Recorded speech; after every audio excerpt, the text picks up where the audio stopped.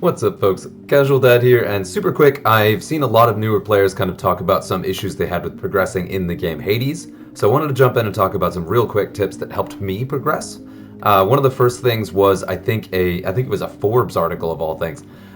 It said that during your run, there are a couple things you want to look for. Number one is you want to look for centaur hearts, the hearts with the red cross in them that give you additional base hit points. Those both give you more durability, of course, but then also do mean that you come back with more health after you're losing your death defiances or your stubborn defiances, which is really helpful too.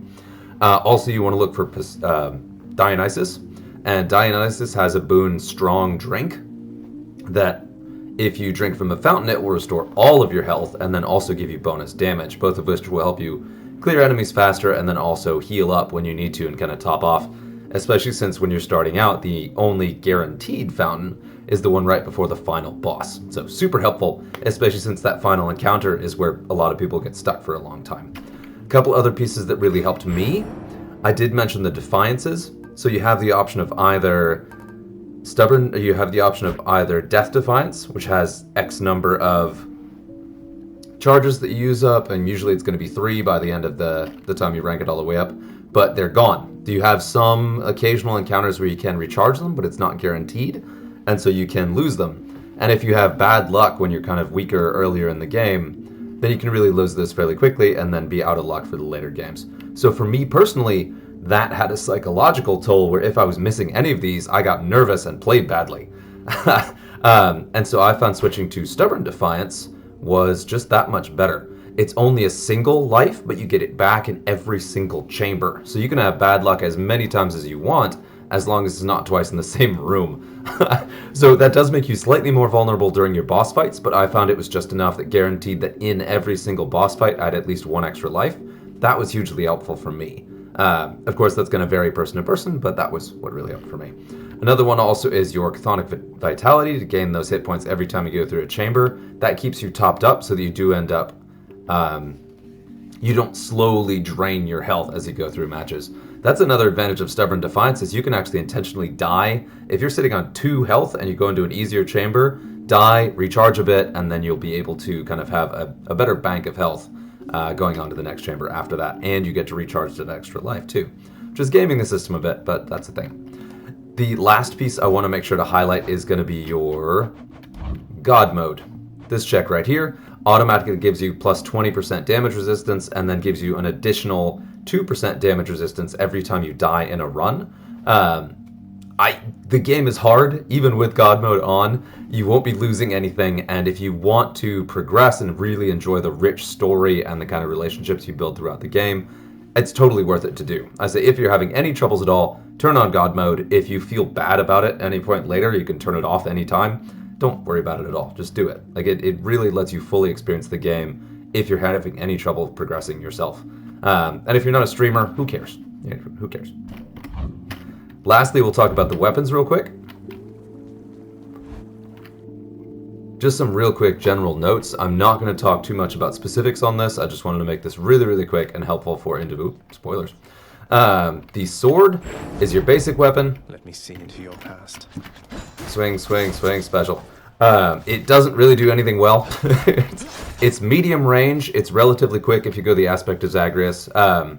But it's got a lot of disadvantages where it doesn't have long reach, it's somewhat slow compared to the other weapons, and it doesn't have any kind of defensive tech whatsoever. So it's challenging to use until you get fairly late in the game. I really enjoy it, and there are a couple hammer boons that really are good, where I think there's one where every single time you get a hit, you gain health back, which is great, because that one makes you nigh invincible later in the game, so that one's really good. Next up is going to be the spear.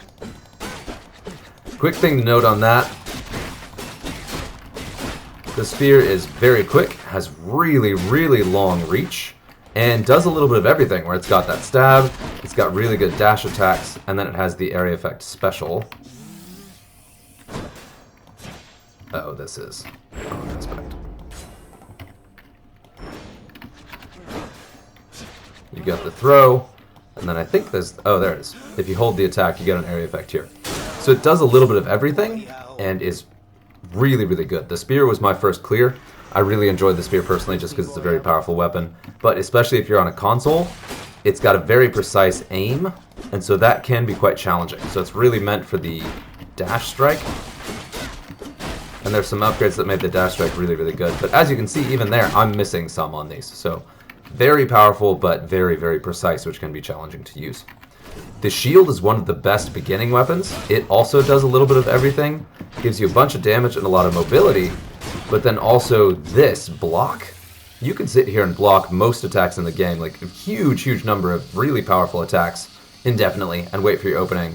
Bam through, get a hit, and then do it again. It's definitely a very forgiving weapon, and is particularly good in the final boss fight of the game. So if you're struggling to progress, I really personally recommend using the shield pretty heavily. So it's great.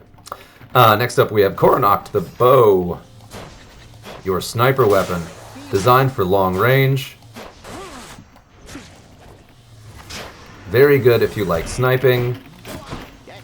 It does a lot of single hit damage, but again, as you can see, it's pretty precise, and you get the single shots and they take a minute to charge up. So it can be challenging to use and fairly slow to progress. So that's one to talk about. Keepsake's a little bit. Really good with distant memory, which gives you extra damage at long range. That's from Orpheus.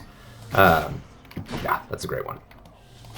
It's a good weapon, but I personally find that I struggle with damage output, because even though you're doing a ton of precision shot damage, your attacks are fairly slow. So unless you have pretty significant upgrades here, this can be really boon dependent. I've struggled with the bow. One thing this isn't showing is it does lock on a little bit. So it'll kind of click to Skelly here, which it does help with the aim a bit, so that does make it a little bit more forgiving, but still is a tough weapon to use.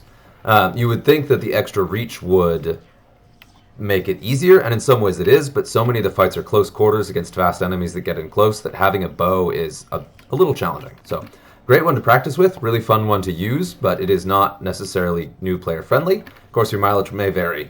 Everybody's a different player. Next up is going to be the fists. I love the fists. Insanely fast. So if you're stunning, so unarmored enemies, if you hit them, you stun them a little bit. So this really, as you can see, the damage output is low, but you just do so much so quickly. Like this with a high damage boon, incredibly good. Also, this aspect, the main aspect, gives you a bonus dodge chance. And that on top of the keepsake of Hermes Lambent Plume. It gained an extra 1.2 dodge chance every time you clear an encounter quickly. And you do have a timer on that that'll show you what quickly means. And you can rack that up really high early on. So you're looking at like a 20, 30% dodge chance, which is insane. Especially if you have damage reduction of any kind, or you have extra boons going on that keep you a little bit more durable. So really, really powerful. That was one that I've been the most successful with, just because that dodge chance is cheesing a little bit, and just because it really suits my playstyle to do this dash around and be that fast, and able to react to changes and attacks that quickly. So very helpful. My personal favorite. Love the fist. Last, we've got Exogryph, the Adamant Rail.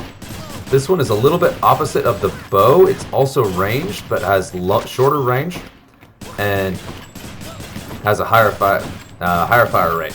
You trade off for significantly lower single shot damage, so it is one that can struggle to progress too, because you just struggle to do damage.